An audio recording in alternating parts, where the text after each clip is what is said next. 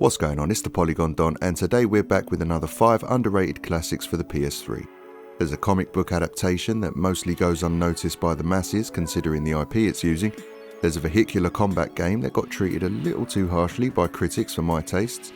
And a gravity-defying third-person shooter with some nifty mechanics that way more people should be praising and talking about. Plus a couple more. So without further ado, let's get into it.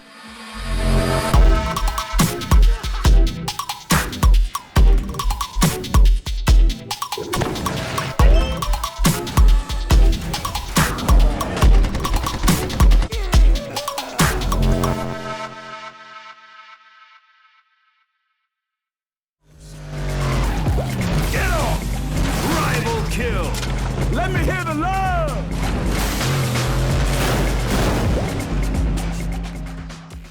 Blood Drive is a vehicular combat game set in the fictional desert city of Las Ruletas, decades after a zombie apocalypse. With the remaining humans learning to coexist with their zombie neighbours, entertainers and producers have come together and invented a new death sport that has captivated the hearts and minds of those inhabiting this harsh new reality. As the player, you're introduced during a particular growth period of the sport where it is now a televised game show. Derelict cities are transformed into battle arenas and filled to the brim with the walking dead. Your job as a contestant on the show is to rack up kill streaks in order to win tournaments for fame and fortune. Each tournament consists of a handful of events. Kill the most zombies, destroy the most vehicles, kill anything in sight, capture the flag event, only in this it's a golden skull because of course it is, and a checkpoint race event.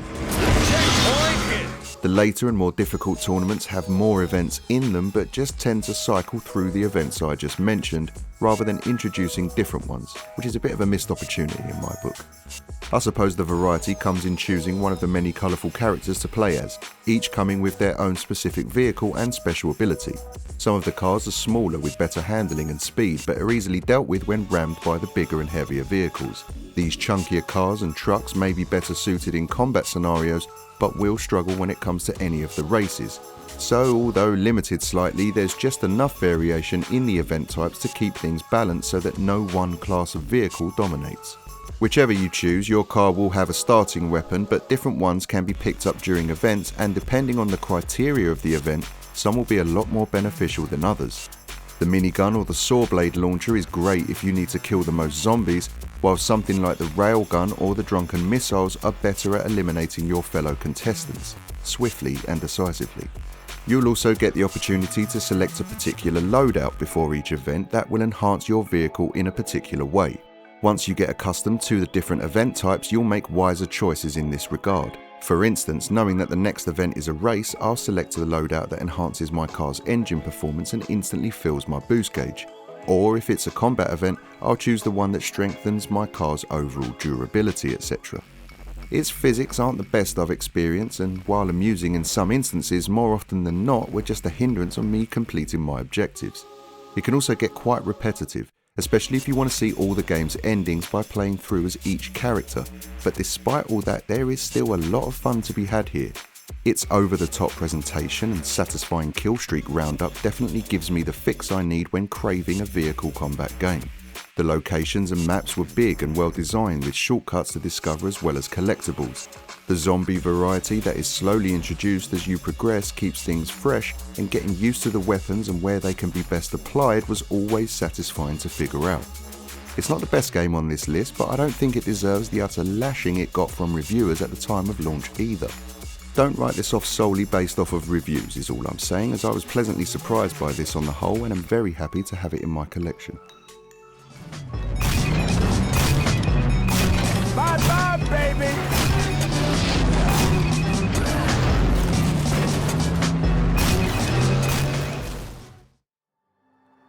I will tell you a tale of an age undreamed of, when shining kingdoms lay spread across the world like blue mantles beneath the stars.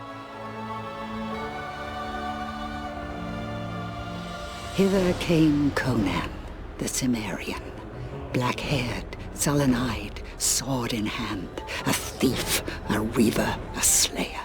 Next up we have Conan from 2007, developed by Nihilistic Software for the PS3 and Xbox 360. is a third-person hack-and-slash action game in the same vein as God of War and Devil May Cry. It doesn't have the polish or fluidity of those games, but it does have a certain charm of its own. Loosely based on the short story Queen of the Black Coast by Robert E. Howard, Conan is raiding a tomb at Paradise when instead of finding treasure, he unknowingly releases a wizard that had been imprisoned there with magic. Instead of thanking Conan for freeing him, the wizard releases a curse called the Black Death that turns people against one another and scatters Conan's magical armour across the globe. And this is where our hero's quest begins. With the help of warrior queen Akana, the pair join forces, vowing to retrieve Conan's armour and use its magical properties to hopefully end the curse and cure the world of this blight. As stated, the gameplay primarily consists of hacking and slashing at anything that seems even remotely hostile, moving from level to level in a linear fashion, defeating groups of enemies until Conan reaches the end, where, you guessed it, he will need to fight a boss. Most of the boss fights have phases and will culminate in a quick time event to finish the fight. It's a little bit rinse and repeat from here on out, but thankfully the enemies have a decent amount of variation, as do the locations that you will traverse through. Outside of combat, there are pathways to unlock that also utilise QTEs, and platforming sections that involve the obligatory wall climbing and ledge jumping. You will start each level with a default sword, but you can pick up other more deadlier weapons in the levels themselves, and depending on whether you have a one-handed weapon, a heavier two-handed weapon, or dual-wielding two one-handed weapons will determine the style of attack that Conan will adopt and the special attack moves that each of these styles have in their repertoire. In terms of defense, you can dodge roll and blocking just at the right time will allow the opportunity to instantly kill your enemy with a gory counterattack, providing you press the correct button when prompted. Plus, in addition to all this physical show of strength that Conan is best known for, he will also gain the ability to use magic to inflict massive damage. These attacks are incredibly powerful but can't be spammed as they're limited to how many magic points Conan has at the time of use. Defeating enemies will release coloured runes that are swiftly swept up by the barbarian, with each colour providing its own particular advantage. Green runes replenish health while blue does the same for magic, and red runes are pretty much experience points that can be exchanged for more advanced attacks. Runes can also be obtained by smashing containers and by freeing maidens. My clothes! Where are my clothes? So while its story has a simple setup, it does enough to keep things engaging as you carve up anything in your path to reclaiming your armour and restoring balance to the world. But you can tell it's an earlier title from the PS3's life cycle. From some low fidelity textures and clunky character animations to the writing and dialogue delivery from some of the voice actors.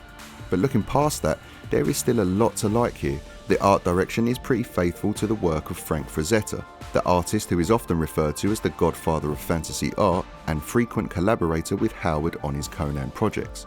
And the combat, especially when in the later stages of the game, was really engaging and addictive. You can find this pretty cheap still, so if you're into your third-person action games and haven't dipped into this one yet, I definitely think it's worth considering.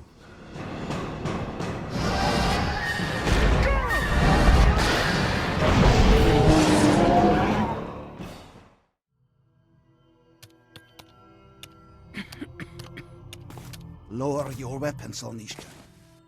Yargo, you've got something for me? I do. I have your updated orders from the AD.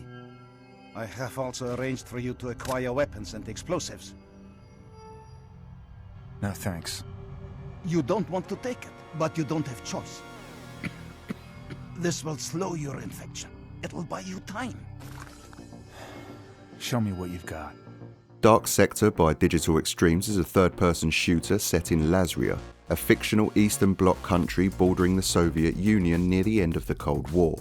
Playing as a CIA cleanup man, Hayden Tenmo, you're there to intercept a rogue agent named Robert Mesner. However, the local Lazrians have discovered an American submarine off their coast, and after opening it, release a mysterious infection known as the Technocyte. Humans infected with Technocyte undergo horrific mutations but gain incredible fighting abilities. You'll start the game playing as Hayden as you try to infiltrate a gulag where your intel indicates that a number of people infected with the virus are being held captive. Amongst them is an informant, Victor Sudek, with critical information on the whereabouts of Mesner. After gaining the information Hayden needed from Victor, the CIA agent thanks him for his service and swiftly terminates their working relationship. Working your way through the gulag, you'll pick up weapons and duck behind cover as you eliminate enemies in your path, all while planting C4 explosives in key locations. This is until you come face to face with an imposing humanoid figure seemingly made of metal called Nemesis. After a brief encounter with the figure and realizing he is clearly outsmarted and outgunned, Hayden jumps off the roof to escape but is knocked unconscious. Waking up hours later, Hayden finds himself face to face with Messner, who belittles his character and blind obedience to the CIA. In the process of this happening, Hayden reaches for his gun only to have his sneaky plan foiled by Nemesis, who stabs his right shoulder, transferring the technocyte virus to Hayden. Luckily, Hayden detonates the C4 he planted earlier and uses the chaos as an opportunity to escape. His right arm now mutated by the virus, Hayden makes contact with his superiors and is instructed to meet with a sleeper agent who is able to provide boosters for the infection. Shortly after, Hayden is ambushed by enemy soldiers and his infected arm mysteriously produces a glaive, a tri-blade throwing weapon similar to a boomerang that returns to Hayden after each throw. The glaive can also be applied in environmental puzzle scenarios like imbuing your glaive with electricity, then hurling it at a powered down generator to bring it back to life. It can also be used to retrieve valuable items that are otherwise out of reach, and there are QTEs that pop up on occasion if you're close enough to an enemy that will allow you to finish them in one move. Dual wielding the glaive with a gun to break down the barrier of a shielded enemy was always really satisfying, as was perfectly guiding your glaive mid-flight, an ability you unlock as the game progresses so that you can hit an otherwise completely out of reach door lock. Its colour palette isn't the most intoxicating, with some areas of the game looking straight up dull, but it is very much a product of its time, having released in 2008. The mechanics with the glaive and the fact that this is essentially a litmus test to what the developer would later go on to make, Warframe, is still pretty interesting to check out and play even in 2023, and definitely worth having in the collection.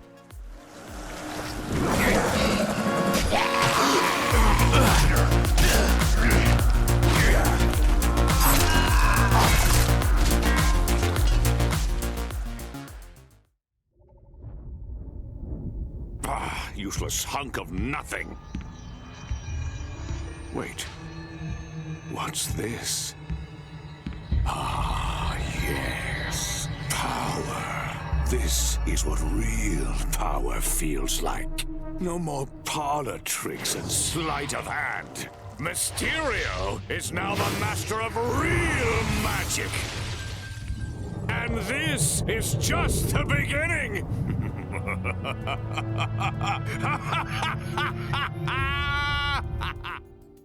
Spider-Man Shattered Dimensions is a 2010 action-adventure game developed by Beenox and published by Activision for the PS3, Xbox 360, Nintendo Wii and PC. There was also a Nintendo DS version, but that's pretty much a completely different game, with it being a side-scrolling brawler. Story-wise, it's basically Into the Spider-Verse before Into the Spider-Verse. The game starts with Amazing Spider-Man intervening and foiling Mysterio's plan to steal an ancient artifact known as the Tablet of Order and Chaos. However, during the struggle, the tablet is shattered, with its fragments scattered across multiple dimensions, and Mysterio escaping with one of them. It's at this point that Spider-Man is approached by Madam Web, who reveals that the fragments are located in his and 3 other realities across the multiverse. Recruiting him, Spider-Man Noir, Spider-Man 2099, and the Venom symbiote-empowered Ultimate Spider-Man, Madam Web instructs them all to retrieve the fragments from their respective dimensions before they cause irreversible damage, and more importantly, before they fall into the wrong hands.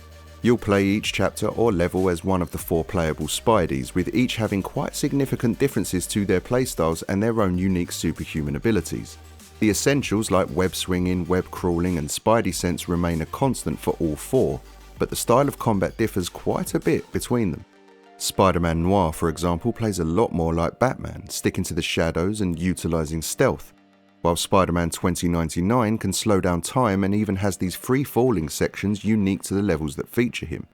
Then there's the Ultimate Spider-Man, who can call on the symbiote's tendrils to take on large groups of enemies.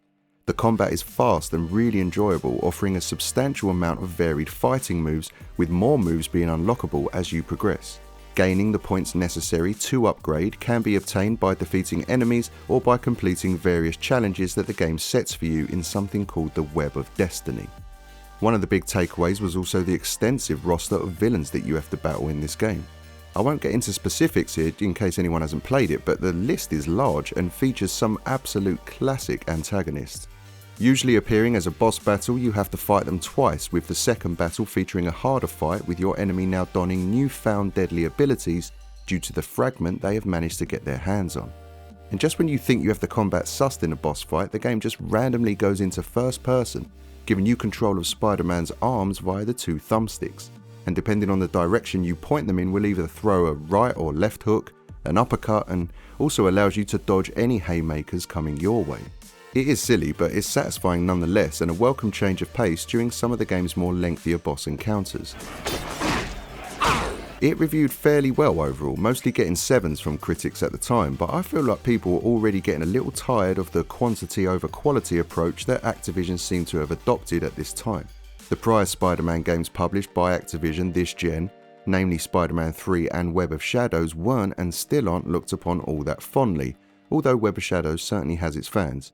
Critically, they weren't well received, and maybe Shattered Dimensions ended up being tarred with the same brush. Which is a huge shame, as I think this game is actually a bit brilliant. The pace at which things propel forward is absolutely bang on. Definitely helped by the fact that this is a much more linear approach to level design as opposed to the open world style that one might expect for our web-slinging hero.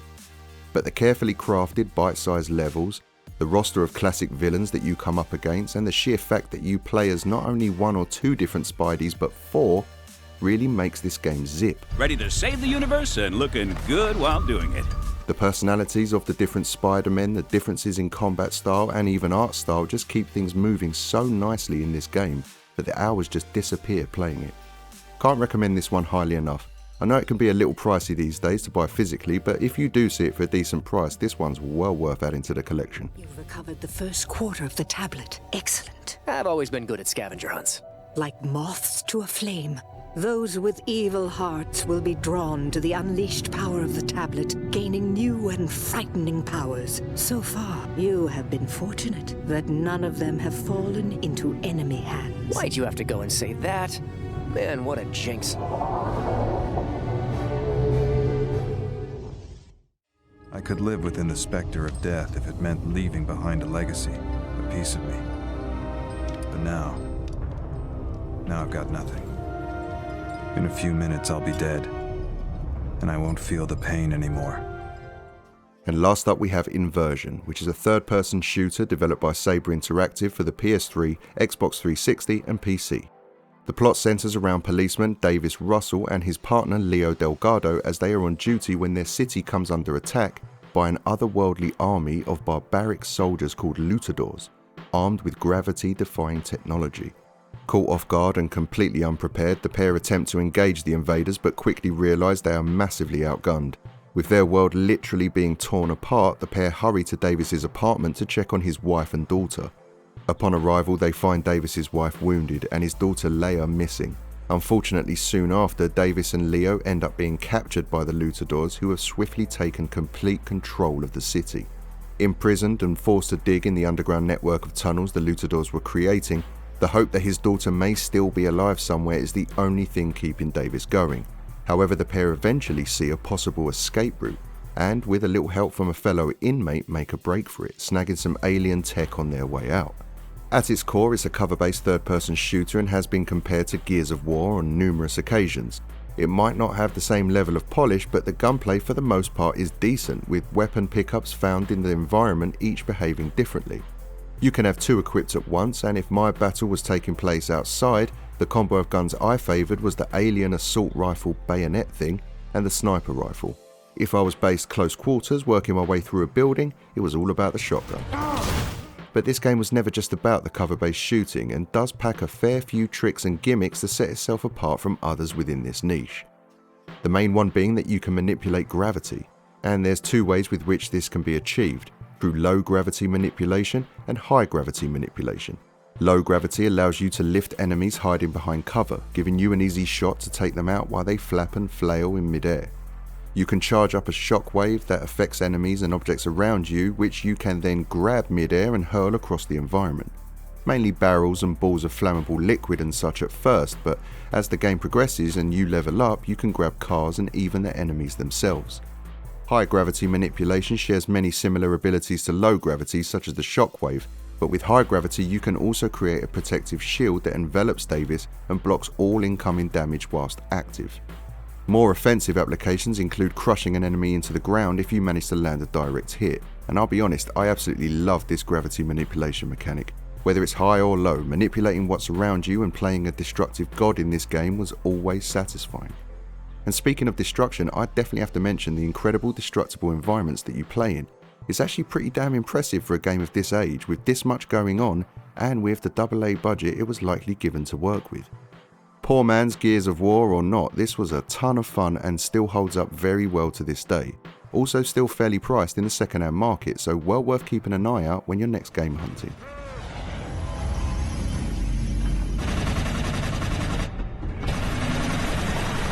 Let's go, Leo! It's leaving! Looks like we have no choice. Okay, let's go!